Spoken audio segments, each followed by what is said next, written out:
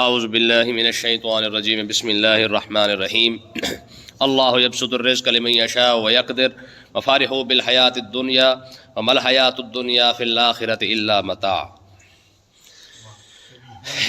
اس آیت کے اندر اللہ تبارک و تعالیٰ نے پچھلے لوگوں کا انجام تو بیان فرما ہی دیا تھا کہ پچھلے جنتی لوگوں کے لیے اللہ تعالیٰ نے کیا انعام تیار کر رکھا ہے، اور اللہ تبارک و تعالیٰ کے حکم نہ ماننے والوں کے لیے اللہ تعالیٰ نے کیا جو ہے وہ انجام ان کا بنا دیا ہے۔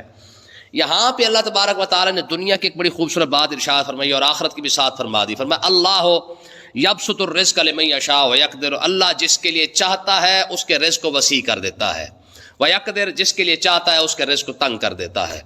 رزق وسیع کیسے ہوتا ہے اور تنگ کیسے ہوتا ہے؟ عرب کے ایک عالم دین نے فرمایا کہ رزق سے مراد ضروری نہیں کہ پیسہ ہی ہو، رزق سے مراد ضروری نہیں ہے کہ پیسہ ہو، ہو سکتا ہے رب نے تجھے پیسہ نہ دیا ہو، رب نے تجھے صحت عطا فرما رکھی ہو، یہ بھی رزق ہے۔ سبحان اللہ۔ پیسہ نہ ہو سکتا ہے رب نے تجھے صحت عطا فرما رکھی ہو، ٹھیک ہے جی، بوتل پی کے اوپر سے چائے بھی پی لیتا ہو، ساتھ سلاد کھا کے اوپر سے لسی بھی پی لیتا ہو، روٹی کھا کے اوپر سے جناب والا پھر گڑ بھی کھا لیتا ہو، اور سارا کچھ ہضم بھی ہو جاتا ہو، ٹھیک ہے جی، پیسے پلے بھی نہ ہو۔ یہ مزدور ہے نا، مزدور میں آپ کو بتاتا ہوں نا، میں نے تو یہ سارا کچھ اپنی آنکھوں سے دیکھا ہے اللہ کے فضل سے ماشاءاللہ، کیونکہ ظاہر ہے جو محنت کرتے ہیں، روٹی بھی ہضم، ساتھ چائے بھی، ساتھ لسی بھی، ساتھ بوتل بھی، ساتھ سلاد بھی، ساتھ میٹھا بھی، ساتھ پھیکا بھی، ٹھیک ہے جی، کوئی چکر کوئی نہیں ہے۔ اور مربوں کا مالک، بیڈ کے اوپر لسٹ لکھی ہوتی ہے کہ سیب نہیں کھانا، کیلا نہیں کھانا، جوس نہیں پینا، میٹھا نہیں کھانا، فلانی شے نہیں کھانی ہے، ٹھیک ہے جی، مربے سر میں مارنے میں مجھے بتا، ٹھیک ہے۔ تو مطلب کیا ہے؟ عرب کے عالم نے فرمایا ضروری نہیں کہ رزق سے مراد ہم حالانکہ رزق سے مراد کیا لیتے ہیں؟ پیسہ، ٹھیک ہے جی، میری 2 لاکھ آمدنی ہے، رزق بڑھ گیا، رزق نہیں بڑھا، پیسہ تو کھا نہیں سکتا۔ ہلاکو خان نے جب مسلمان کو بادشاہ کے اوپر جب ملک کے اوپر کنٹرول کر لیا تھا نا، تو اس نے بادشاہ جو خلیفہ تھا نا اس دور کا حاکم تھا، اس نے جب ہلاکو خان نے دیکھا نا اس کے محل کے اوپر جناب والا بڑی بڑی محلات اور بڑے بڑے محل بنے ہوئے، اور اس کے اوپر جناب والا لوہے کے بڑے بڑے کیا کہتے ہیں باریاں، دروازے، یہ سارا کچھ بنے ہوئے، تو ہلاکو خان نے اس کے سامنے سونے کی اپنا بھر کر پرات اس کے سامنے رکھ دی تھی، کھا۔ اس نے کہا سونا کیسے کھاؤں؟ کہا جب نہیں کھا سکتا تو پھر جمع کیوں کیا تھا؟ تجھے نہیں پتا تھا کہ میں آ رہا ہوں؟ میرے مقابلے میں کم سے کم سونا بیچ کے تلواریں خریدتا، میرا مقابلہ تو کرتا، ٹھیک ہے، اب کھا اس کو۔ اس نے کہا یہ تو میں نہیں کھا سکتا۔ پھر اس نے بڑی بڑی جو باریوں کو دیکھا نا، کہا اسے پگھلا کر تلواریں کیوں نہیں بنائی؟ تلواریں بناتا، میرے مقابلے میں کھڑا ہوتا، مجھے پتا چلتا میرے مقابلے میں کوئی نہ کوئی ہے، تو کچھ بھی نہیں کر سکا۔ تو پھر جب کچھ نہیں کر سکتا تھا تو پھر یہ سارا کچھ جمع کیوں کیا ہے؟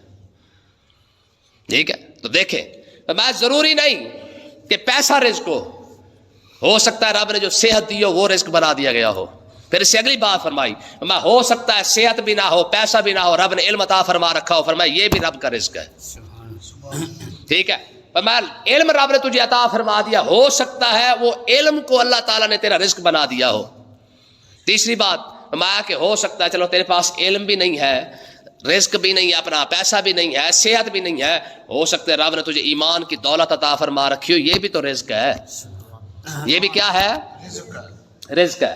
ہم نے رزق صرف اور صرف بڑی گاڑی، بڑی کوٹھی، بڑی کار کو سمجھا ہوا ہے، ٹھیک ہے جی، اگر پیسہ وافر آ رہا ہے تو ہم سمجھتے ہیں کہ رزق بڑا وسیع ہے۔ 1.5-2 لاکھ روپے کی تنخواہ نہ دیکھ، یہ دیکھ کہ روٹی بھی کھا سکتا ہے کہ نہیں کھا سکتا ہے۔ مجھے آپ بتائیں یار، مزدور بندہ ہو 6 روٹیاں تنور کی کھا جائے، اور اسی فیکٹری کے مالک کو جناب والا ڈاکٹر نے منع کر رکھا، خبردار تنور کی روٹی کے نیڑے نہیں جانا ہے، اس سے بڑی کیا کوئی بات ہو سکتی ہے؟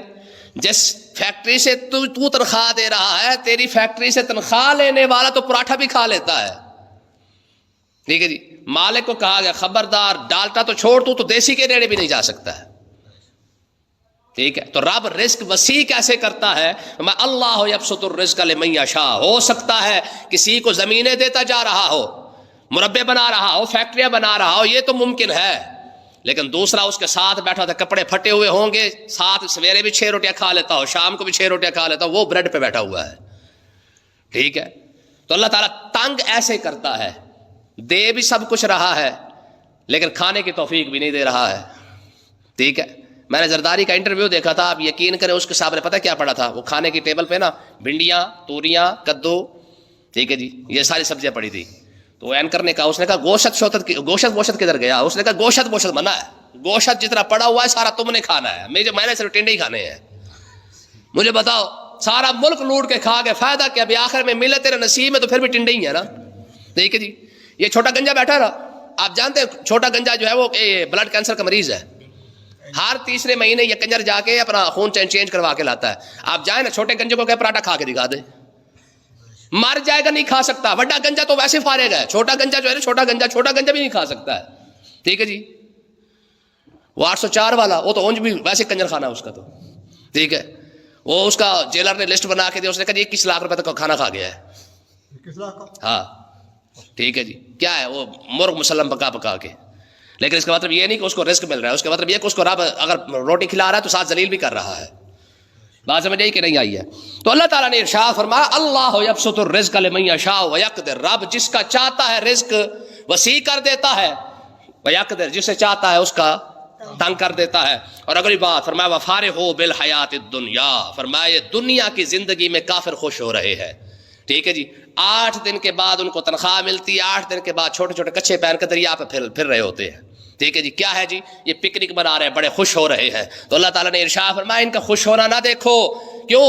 ان کی ساری زندگی کی کیا ہے کہ یہ سمجھتے ہیں کہ مرنے کے بعد تو ویسے ہی مٹی میں مل جانا ہے۔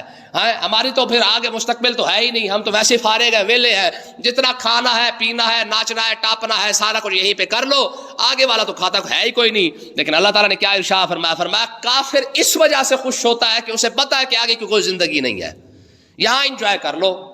ٹھیک ہے جی، جہاں یہاں جو کچھ کرنا ہے یہی کچھ کر لو، بس آگے ہے کچھ نہیں، فلہذا جو کچھ بھی کرنا ہے ادھر کر لو۔ لیکن اللہ تعالیٰ نے کیا ارشاد فرمایا کہ یہ تو دنیا کی زندگی میں خوش ہو رہے ہیں، لیکن وَمَا الْحَيَاةُ الدُّنْيَا فِي الْآخِرَةِ إِلَّا مَتَاعٌ، آخرت کے اندر جو آخرت کے مقابلے میں جو دنیا کی زندگی ہے نا، وہ بہت ہی حقیر شے ہے۔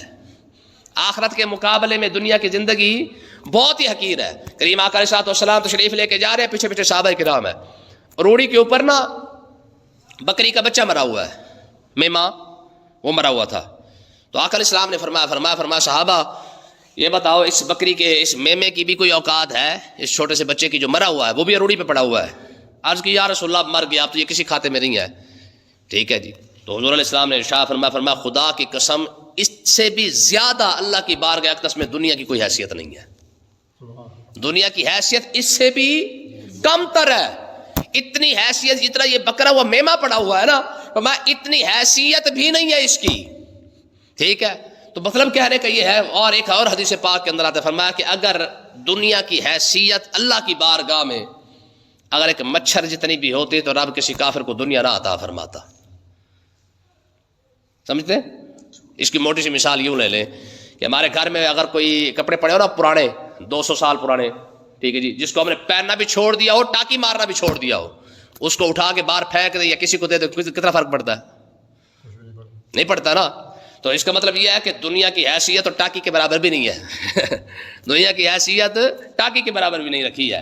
تو اللہ تبارک و تعالی حضور نے فرمایا کہ اگر اس کی حیثیت مچھر کے پر جتنی بھی ہوتی یا مچھر جتنی بھی ہوتی تو رب کسی کافر کو یہ دنیا، یعنی اگر کوئی کپڑا ٹاکی کے بھی ہمارے کام آ جائے نا، ہم اسے بھی نہیں پھینکتے ہیں۔ تو اس کا مطلب یہ ہے کہ اللہ تبارک و تعالی اس دنیا کو ٹاکی کے برابر بھی نہیں سمجھتا ہے، جس کے ساتھ مسلمان دل لگا کے بیٹھا ہوا ہے۔ تو اللہ تعالیٰ نے ارشاد فرمایا یہ بڑی حقیر شے ہے، یہ کیا ہے؟ حقیر، حقیر سے بھی حقیر تر ہے۔ اور آگے پھر اللہ تعالیٰ نے ارشاد فرمایا پھر بھی کافروں کا حال کیا ہے؟ وَيَقُولُ الَّذِينَ كَفَرُوا لَوْلَا أُنزِلَ عَلَيْهِ آيَاتٌ مِّن رَبِّهِ، میں بار بار میرے نبی سے کافر آ کے پوچھتے ہیں لولا انزل علیہ آیات من ربہ، میں کہ اللہ تعالیٰ آپ پر کوئی نشانی نازل کیوں نہیں فرماتا ہے؟ محبوب اور کون سی نشانی ان پر نازل کریں بھائی؟ قرآن پورا نازل ان کی زبان میں ہو چکا ہے، وہ چیلنج الگ پڑا ہوا ہے۔ سورج آپ نے موڑ کے دکھا دیا، چاند آپ نے توڑ کے دکھا دیا، پتھر آپ کے اشارے پر کلمہ پڑھ رہے ہیں، سارا کچھ آپ نے ان کو دکھا دیا ہے، پھر بھی یہ کہتے ہیں کہ نہیں جی کوئی نشانی کوئی نہیں آئی ہے۔ آپ ان کو نشانیاں نہیں دکھانی، آپ ان کو معجزے نہیں دکھانے، آپ ان کو پتہ کیا جواب دینا ہے؟ ذرا سنو یار، اس کا مطلب یہ کہ ہر بار دلیل نہیں دی جاتی ہے، دلیل ایک بار ہوتی ہے بھائی، میاں یہ جواب ہے، سمجھ آتا ٹھیک، نہیں سمجھ آتا تو چل، ٹھیک ہے۔ اب کیا ہے؟ اب رب نے یہ نہیں فرمایا محبوب چلو ایک بار پھر ان کو معجزہ دکھا دے، پھر ان کو جناب جو کچھ یہ چاہتے ہیں پھر یہ کر کے دکھا دے۔ فرمایا نہ، آپ بھی ان کو جواب کیا دینا ہے؟ تو اللہ تعالیٰ نے ارشاد فرمایا کل اے محبوب آپ انہیں فرمائے ان اللہ یضل من یشاء، رب جسے چاہتا ہے گمراہ کر دیتا ہے۔ تمہاری گمراہی تمہارے مقدر میں لکھ دی گئی ہے، اتنا سب کچھ تمہارے سامنے ہے، پھر بھی تمہیں سمجھ نہیں آ رہی ہے تو پھر کیا ہے؟ فرمایا ان اللہ یضل من یشاء، رب نے تمہیں گمراہ کر دیا ہے۔ جب رب مہر لگا دے نا تو ابو جہل کے سامنے حضور سورج بھی موڑ کے رکھ دے تب بھی سمجھ نہیں آتا ہے، گمراہ اتنے ہیں۔ اپنے ہاتھوں کے اندر یار کنکریاں لے کے بندہ کھڑا ہو اور اسی کے ہاتھوں کے اندر کنکریاں بول رہی ہوں، پھر بھی بندے کو سمجھ نہ آئے تو فرمایا ان اللہ یضل من یشاء، تیرا قصور نہیں ہے، رب نے مہر جو لگا دی ہے۔ ٹھیک ہے، دیکھیں نا اللہ تعالیٰ نے اسی وجہ سے ابو جہل کو اندھا کہا ہے۔ کیا کہا؟ اندھا۔ فرمایا یہ ہے ہی اندھا۔ اور دوسری بات پیچھے ہم پڑھ رہے ہیں، فرمایا قل هل يستوي الاعمى والبصير ام هل تستوي الظلمات والنور، محبوب جس طرح اندھا اور دیکھنے والا برابر نہیں نا، اسی طرح بلال اور ابو جہل بھی برابر نہیں ہو سکتے ہیں۔ اس کو ایک لمحے میں ساری بات سمجھ آ گئی ہے، یہ ابو الحکم بنا پھرتا ہے، لانتی سے سمجھ کوئی نہیں آ رہا ہے۔ ٹھیک ہے جی، لوگ اسے پورا پنڈ اسے کہتا ہے جی ہمارا بڑا سیاڑا بندہ ہے۔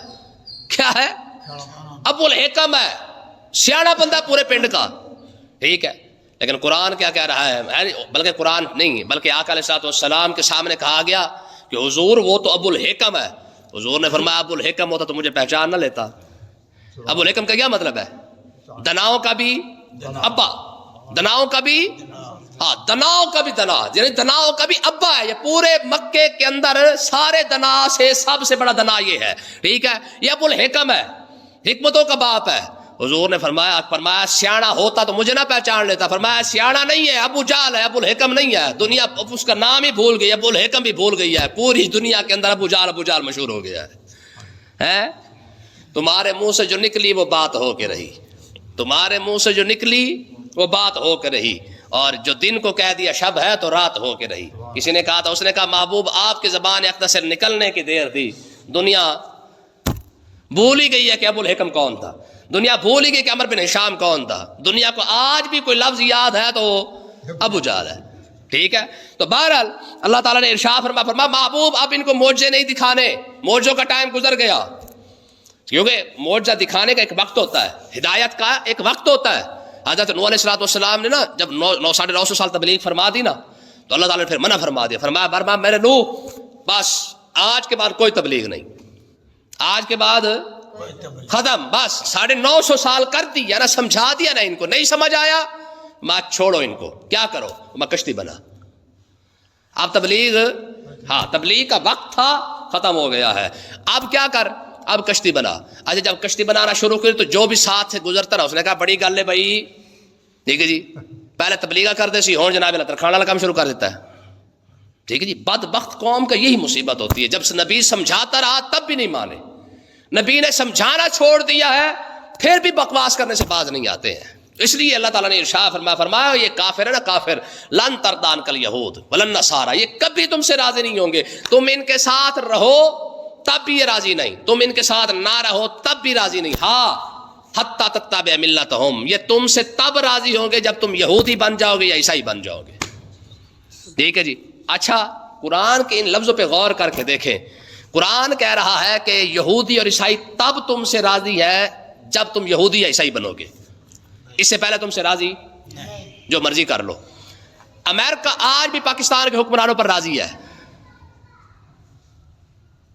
برطانیہ آج بھی پاکستان کی یونیورسٹیوں پر بھی راضی ہے، کالجوں پر بھی راضی ہے، پاکستان کے حکمرانوں پر بھی راضی ہے، پاکستان کی فوج پر بھی راضی ہے۔